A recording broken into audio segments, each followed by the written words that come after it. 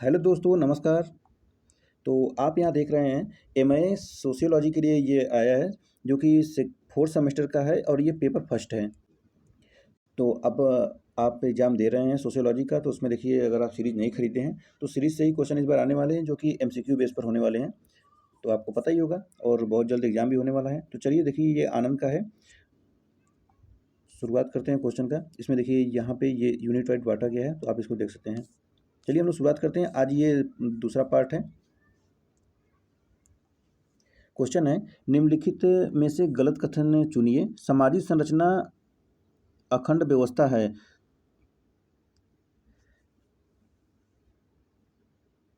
तो देखिए इसमें गलत चुनना था, तो ऑप्शन ए में ही है, सामाजिक संरचना अखंड व्यवस्था, ये गलत था। अब बाकी तीनों कथन देखिए यहाँ पर सही है। जैसे कि सामाजिक संरचना को व्यक्ति निरंतर बदलता रहता है, सही है। सामाजिक संरचना समाज के बाहरी स्वरूप का बोध कराती है, ये भी सही है। सामाजिक संरचना अंतः संबंधित इकाइयों का एक व्यवस्थित स्वरूप है, तो ये भी सही है। तो तीनों कथन सही है और जो पहला वाला गलत है, तो गलत ही बताना था। दूसरा क्वेश्चन देखिए, संरचनावाद का उदय माना जाता है, तो ये माना जाता है फ्रांस से। ऑप्शन नंबर बी में है, फ्रांस। समाज के बाहरी ढांचे को सामान्यतः किस नाम से पुकारा जाता है, तो सामाजिक संरचना। सामाजिक संरचना ऑप्शन नंबर सी में है, सामाजिक संरचना। निम्नलिखित में से कौन सा सामाजिक संरचना का अंग नहीं है? देखिए अंग नहीं बताया है। तो सामाजिक संस्थाएं हैं, सामाजिक प्रतिमान है, व्यक्तियों द्वारा ग्रहण किए गए पद एवं भूमिकाएं, ये भी है। सामाजिक समस्याएं, तो ये नहीं है। तो यहाँ पर ऑप्शन नंबर डी लगाएंगे। चलिए नेक्स्ट नेक्स्ट देखते हैं। क्वेश्चन नंबर 5, संरचनात्मक उपागम के अंतर्गत किसका विश्लेषण किया जाता है? तो यह किया जाता है परिस्थितियों का, व्यक्तियों का, भूमिकाओं का, सभी का है। तो ऑप्शन नंबर डी लगा दीजिए, सभी। जो एक व्यवस्था से अनुकूलन सामंजस्य बनाए रखते हैं वे कहलाते हैं प्रकार्य। ऑप्शन नंबर ए है, प्रकार्य। किसी समाज के अनुकूलन में सहायक प्रत्यक्ष परिणाम को क्या कहा जाता है? तो यह कहा जाता है प्रकार्य। ऑप्शन नंबर बी हो जाएगा, प्रकार्य।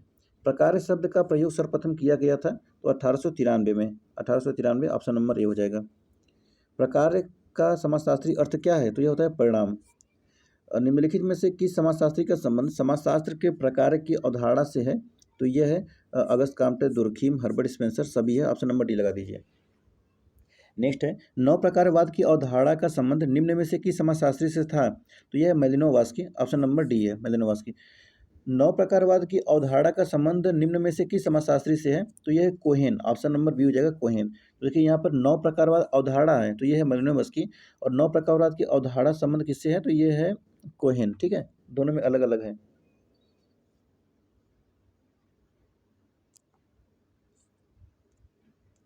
तो देखिए यहाँ पर जैसे दिया है कोहेन के बारे में, तो दोनों ही हैं, लेकिन अगर ऑप्शन में दोनों हैं तो आप मेलिनोवस्की को ज़्यादा प्रायोरिटी दीजिएगा। तो मेलिनोवस्की लगाइएगा, ठीक है, इसमें भी। नेक्स्ट है, प्रकार का संबंध निर्माण करने वाली इकाइयों से है, तो यह है सामाजिक संरचना। ऑप्शन नंबर ए हो जाएगा। निम्नलिखित में कौन संरचनावादी का विचारक है? संरचनावादी विचारक है, तो यह है आपके दुर्खीम, मार्क्स, लेवी स्ट्रॉस, तो ये सभी है। तो ऑप्शन नंबर डी लगा दीजिए। चलिए अगला है, पीटर लव के अनुसार संरचनावाद किस तथ्य पर आधारित पाया जाता है? तो यह है भाषा, नियम, विचार, तो सभी हो जाएगा। Option number D. Theory of social structure नामक पुस्तक का लेखक कौन है? तो levy Strauss. Option number D हो जाएगा, लेवी स्ट्रॉस। नाडेल की सामाजिक संरचना की परिभाषा में मूल अवधारणा कौन सी है? तो यह होती है भूमिका। ऑप्शन नंबर बी हो जाएगा, भूमिका। फ्रांस के संरचनावादियों के अनुसार संरचनावाद की जड़ें किसमें निहित पाई जाती है? तो यह है भाषा। ऑप्शन नंबर ए हो जाएगा, भाषा। संरचनावादी सिद्धांत का जनक निम्न में से किस समाजशास्त्री को माना जाता है? तो यह है Claude Levi Strauss. Option number A है। संरचनात्मक भाषा विज्ञान को विकसित करने वाले सॉसर किस पर आधारित संरचना के पक्षधर थे? तो यह है भाषा। ऑप्शन नंबर ए। कौन सा सिद्धांत इस बात पर बल देता है कि सामाजिक स्तरीकरण में व्यक्तियों का एकीकरण व्यक्ति के गुणों या पुरस्कार पर न होकर प्रकारों के आधार पर होता है? तो संरचनात्मक सिद्धांत। ऑप्शन नंबर डी हो जाएगा, संरचनात्मक सिद्धांत। संरचनावाद तुलनात्मक रूप से विकसित बौद्धिक जगत की एक है, तो यह है विचारधारा। ऑप्शन नंबर बी में हो जाएगा। नेक्स्ट क्वेश्चन है, यह कथन किसका है? प्रत्येक प्रकार की सभ्यता में प्रत्येक प्रथा, भौतिक वस्तु, विचार और विश्वास कुछ महत्वपूर्ण प्रकार पूर्ण करता है। तो यहाँ पर देखेंगे नेक्स्ट पेज पर, तो इसका हो जाएगा ऑप्शन नंबर डी, मेलिनोवस्की है। Option D. निम्नलिखित में से कौन सा मेलेनोवस्की के सोपानिक क्रम में व्यवस्था के 3 स्तरों के साथ संबंधित नहीं है? तो यह है प्रतीकात्मक व्यवस्था, ऑप्शन नंबर ए। अगला है मेलिनोवस्की की प्रतीकात्मक व्यवस्था में कौन सी अपेक्षा प्रयुक्त नहीं होती है? तो यह है दैनिक जीवन एवं गतिविधियों में सामुदायिक सामंजस्य। चलिए अगला देखिए, सामाजिक व्यवस्था को समझने के लिए एजीआईएल मॉडल, एजिल मॉडल का किसका है? तो यह है मेलिनोवस्की का। एडॉप्टेशन होता है, गोल होता है, इंटीग्रिटी और लिटरेसी होता है। लिटिगेंसी होता है, लिटरेसी नहीं। सांस्कृतिक तत्वों के प्रकारों पर किस विद्वान ने विशेष बल दिया है? तो यह है बी मेलिनोवस्की, ऑप्शन नंबर सी है। किसने प्रकारवाद को निरपेक्ष प्रकारवाद कहा है? तो मेलिनोवस्की के बारे में और बात हो रहा है तो वही कहेंगे। मेलिनोवस्की के अनुसार सांस्कृतिक एकीकरण का आधारभूत कारण क्या है? तो यह है संस्कृति की प्रत्येक इकाई द्वारा किए जाने वाला प्रकार, ऑप्शन नंबर डी। मेलिनोवस्की के ने प्रकारवाद का सहारा निम्नलिखित में से किस व्यवस्था को समझाने के लिए किया था? तो यह है सांस्कृतिक व्यवस्था, ऑप्शन नंबर सी हो जाएगा, सांस्कृतिक व्यवस्था। देखिए सांस्कृतिक व्यवस्था बहुत जोर दिया है मेलिनोवस्की ने। नेक्स्ट क्वेश्चन है, मानव की 7 आधारभूत आवश्यकताओं शरीर, पोषण, प्रजनन, शारीरिक आराम, सुरक्षा, गति, बुद्धि तथा स्वास्थ्य का उल्लेख किस विद्वान ने किया? तो यह है मेलिनोवस्की, ऑप्शन नंबर ए। आवश्यकता सिद्धांत निम्न में से किसकी देन है? तो यह है मेलिनोवस्की, ऑप्शन नंबर सी। निम्नलिखित में से किसने समाजशास्त्र के लिए समाज का प्राकृतिक विज्ञान का विचार प्रतिपादित किया? तो यह है Radcliffe Brown, option number D हो जाएगा, रेडक्लिफ ब्राउन। रेडक्लिफ ब्राउन ने यूफोरिया जैसे निर्मित शब्द को चित्रित किया है, तो यह किया है आपका ऑप्शन नंबर सी हो जाएगा, एक समाज कल्याण के रूप में। मूर्त सामाजिक संरचना तथा संरचनात्मक रूप के बीच के अंतर किसने किया है? तो यह है Radcliffe Brown, option number A है, रेडक्लिफ ब्राउन। किसका कथन है कि सामाजिक मानव विज्ञान तुलनात्मक विज्ञान है? तो यह है option number A, Radcliffe Brown. और सामाजिक संरचना स्थानीय विशेषताओं से प्रभावित होती है, यह किसका मानना है? तो यह रेडक्लिफ ब्राउन का ही है, ऑप्शन नंबर सी हो जाएगा। आगे देखेंगे तो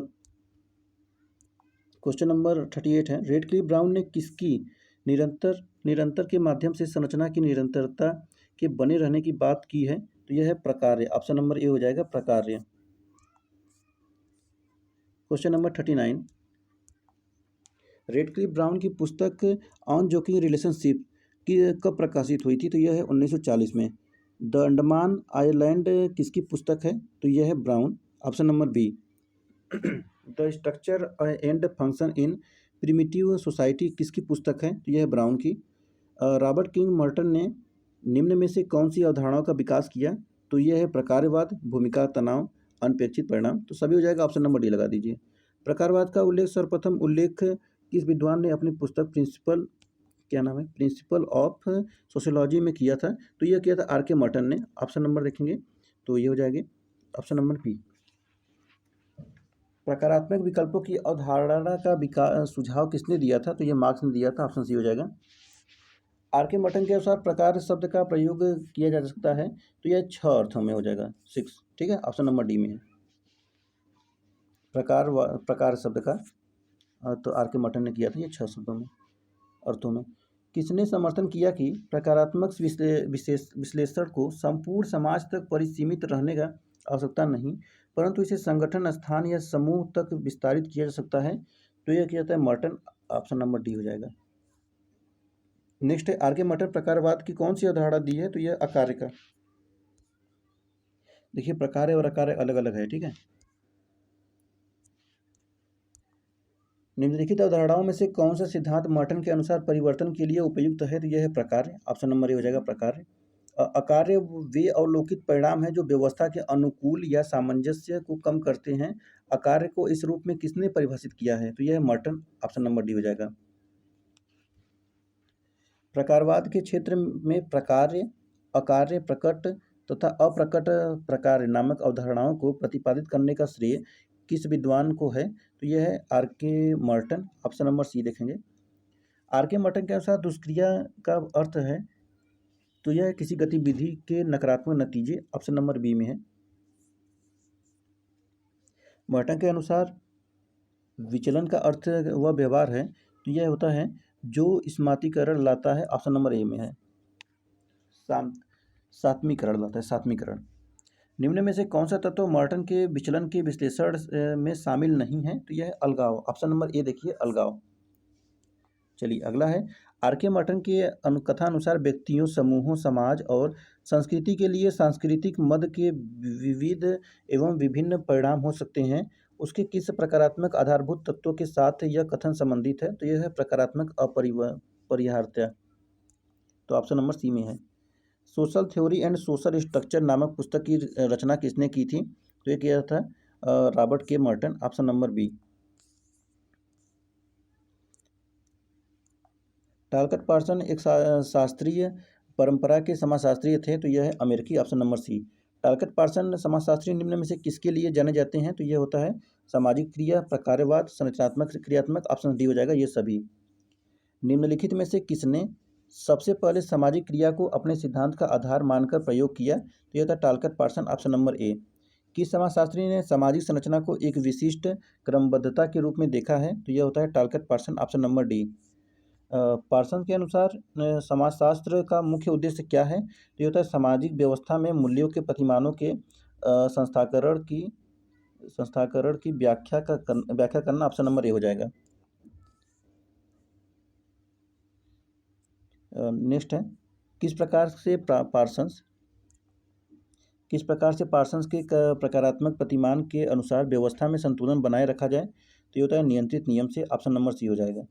नेक्स्ट है, टालकट पार्सन के अनुसार अनुकूलन लक्ष्य प्राप्ति एकीकरण का तनाव प्रबंधन है। तो ये होता है नियंत्रित। ऑप्शन नंबर सी हो जाएगा।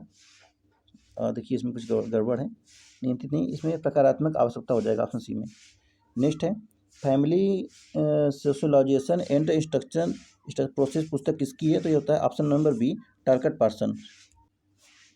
चलिए नेक्स्ट है क्वेश्चन नंबर 64।